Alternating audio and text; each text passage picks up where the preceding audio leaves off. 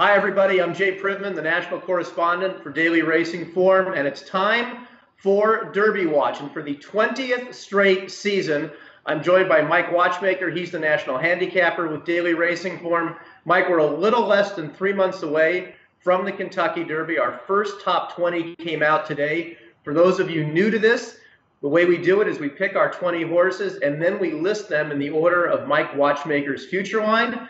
Mike, let everybody know who the favorite is on your line for the Kentucky Derby.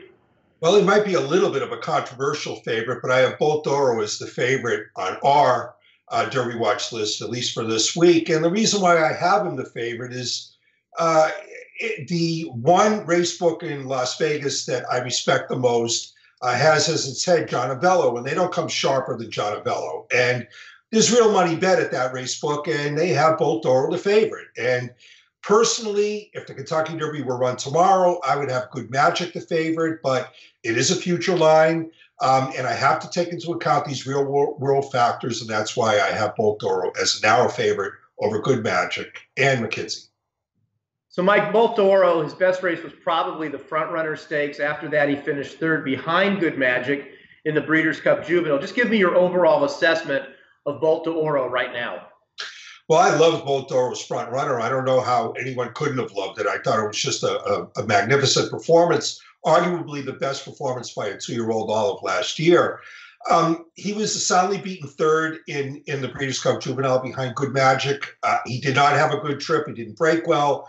He was very wide, although I should note that the rail was dead on both Breeders' Cup Friday and Saturday, so at least he was out in a better footing, but he took that to a ridiculous extreme. He was very, very wide, but he also didn't run as well as he did in the Front Runner. I mean, the whole thing with Bolt D'Oro is if he's focused and if he's got his mind on things, he's sensational, but the whole question is, will he focus?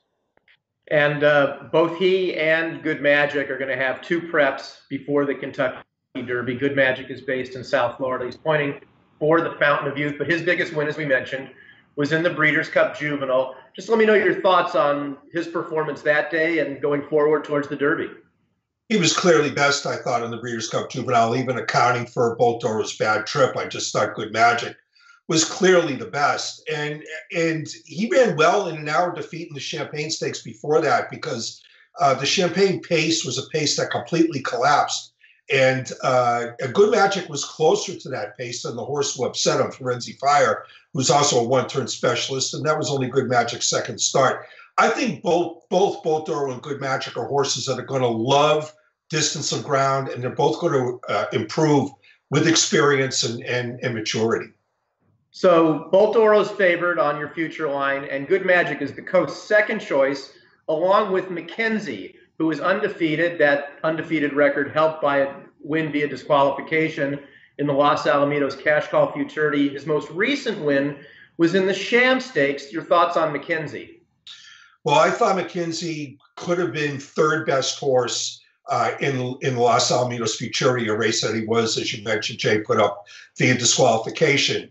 I thought he ran much better winning the Sham. I thought he was much more professional. I thought it was a better effort by every measure, and I think he's absolutely one of the ones out your way.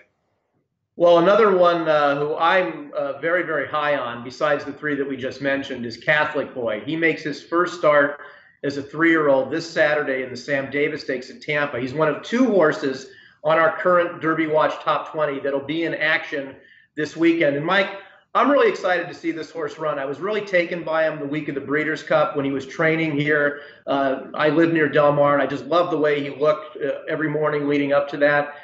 He had run exclusively on grass before running in the Remsen Stakes. That was his dirt debut, and I thought he ran very, very strongly that day. He's a big, good-looking horse, and I'm excited to see him start on Saturday. What do you think of Catholic Boy?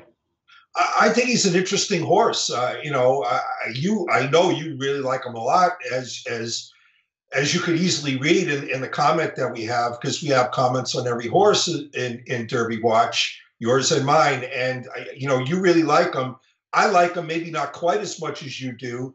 My only quibble is I just don't know what kind of field he beat in the Remsen. He was days the best. I mean, just miles the best in that race, but I just don't know what was behind him. I know Avery Island finished second, and he came back and won the Withers last week. Yeah, I don't know. I'm not sold on him either. But I mean, Catholic Boy's an interesting horse. It looks like he wants distance, and he certainly handled Aqueduct Sturt well.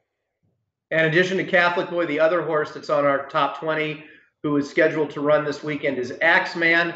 He is entered in the San Vicente Stakes on Saturday at Santa Anita. Mike, the interesting thing about this race, it doesn't offer any points towards the Kentucky Derby, but Axeman's only run once.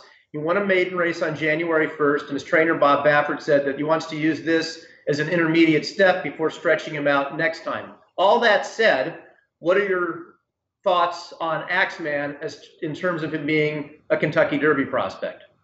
Well, he certainly did everything you would want a first-time starter to do when he won by the length of discretion his debut. And for good or bad, the distant third place finisher in that race was Lombo, who came back to win last week's Lewis. It was not the strongest Lewis ever run. It was not a strong victory on the part of Lombo, but at least he did win that race.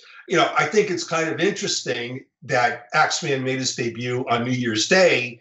If he made it on December 31st, we probably wouldn't be invoking the whole 134-year history, because, as we're probably going to have to say ad nauseum at several points during this road to the Kentucky Derby, why do we have to note about 2-year-olds versus 3-year-old first-time starters in the Derby, Jay? Why do we have to do it? Because of Apollo in 1882. 18, not 1918. Well, that's our look at our first Derby Watch top 20 list, both the 3 horses that are at the top of the odds board and also the 2 runners that are scheduled to run this weekend. Mike and I will be back every Wednesday with videos related to the Derby Watch. Next week, we will recap the 2 races that are being run this coming weekend, and we'll also preview 2 big stakes races that are being run next weekend. All of that will be here every week at drf.com. For Mike Watchmaker, I'm Jay Privman. Thanks for watching.